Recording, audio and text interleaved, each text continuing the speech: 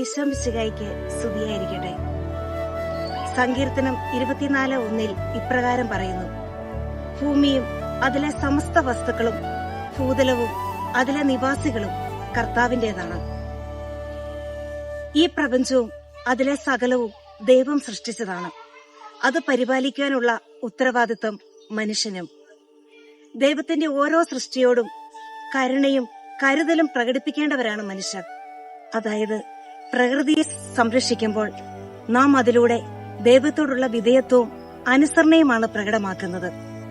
ആകയാൽ പ്രിയപ്പെട്ടവരെ, ഈ നോമ്പുകാലത്ത് നമുക്ക് പ്രകൃതിയെ സംരക്ഷിക്കുവാനും അതിലൂടെ ദൈവത്തോടുള്ള വിധേയത്വവും വരും തലമുറയോടുള്ള ഉത്തരവാദിത്വവും നിർവഹിക്കുവാനായിട്ട് പരിശ്രമിക്കാം.